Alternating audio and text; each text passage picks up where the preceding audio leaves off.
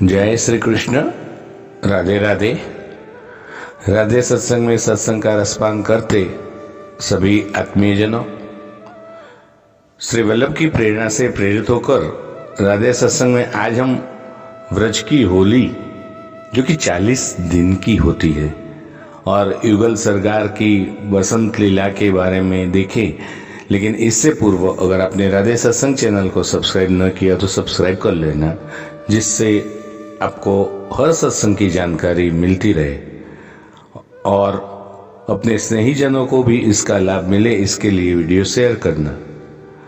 तो प्रियजनों, हम देखें कि युगल सरकार की बसंत लीला कैसी थी इन 40 दिनों में व्रज की होली में। एक बार श्री राधा जी अपनी सखियों के साथ बैठी थी और उनसे होली मनाने की चर्चा कर रही थी। तभी कुछ देर बाद वहां कान्हा जी आए। वो भी उनकी वार्तालाप सुनने लगे और बोले कि हम भी तुम्हारे साथ होली खेलेंगे। श्री राधा जी ने कहा कि ठीक है, पर यदि आप 3 बार में मेरे मुखमंडल पर रंग लगा नहीं पाए तो आपके नयनों पर मैं काजल लगाऊंगी। कान्हा जी ने कहा ठीक है, और अगले दिन कान्हा जी होली खेलने की तैयारी करके आ गए। साथ में लाए होली का केसरिया रंग, गुलाल। राधा जी भी इधर तैयार थी। पहली बार में तो कान्हा जी ने दोनों हाथों में केसरिया रंग लिया और राधा जी के चारों ओर घूम रहे। राधा जी भी सचेत थी, वो भी सावधानी से देख रही थी कि कब कान्हा जी रंग फेंके और मैं उस रंग से कैसे बच जाऊं। कान्हा जी ने सोचा कि आज तो बड़े आराम से ही राधा जी को रंग लगा देंगे, और जैसे ही कान्हा जी ने श्री राधा जी को रंग लगाने की कोशिश की, राधा जी सावधान थी। वो तुरंत पीछे हट गई और अपना मुख कान्हा जी से दूर कर लिया। इधर कान्हा जी रंग लेकर राधा जी को लगाने ही वाले थे, पर राधा जी के पीछे हटने से सारा केसरिया रंग धरती पर गिर गया। सभी बड़े जोर जोर से हंसने लगे। अब दूसरी बार में कान्हा जी ने उनका पीला फटका या दुपट्टा लिया तो उसमें ढेर सारा गुलाल भरकर उस दुपट्टे को झोली बना लिया और उसे फेंकने के लिए घुमाने लगे। इधर राधा जी भी सावधान थी।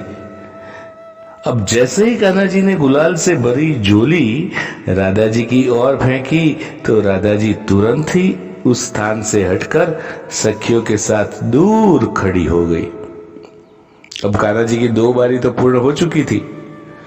सब गोप ग्वाल और गोपियां भी आनंद मग्न होकर यह लीला देख रहे थे। अब तीसरी बारी आई तो तीसरी बारी के लिए कान्हा जी भी राधा जी को रंग में रंगने के लिए बहुत उत्साहित थे। कान्हा जी ने रंग लिया और राधा जी की और दौड़े। राधा जी भी इधर तैयार थी, उन्होंने भी दौड़ लगाई। राधा जी आगे आगे, कान्हा जी उनके पीछे पीछे। राधा जी आगे आगे, कान्हा जी पीछे पीछे, और इनके पीछे सारे गोप गोपियां।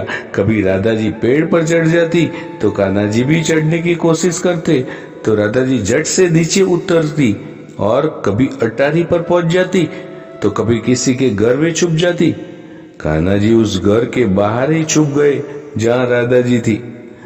कुछ देर पश्चात हुआ यो कि जब राधा जी को लगा कि अब कान्हा जी नहीं है तो वो घर से बाहर की ओर आती है। कान्हा जी ने देख लिया। वो भी सावधानी से राधा जी की ओर छिप छिप कर पीछे तरफ से आने लगे। राधा जी को कान्हा जी की आहट सुनाई दी, वो भी जल्दी से आगे की ओर बढ़ गई। इधर कान्हा जी रंग लगाने की तैयारी में ही थे। राधा जी के बढ़ जाने से सारा रंग वही घर की दहलीज पर ही गिर गया। सभी फिर हंसने लगे।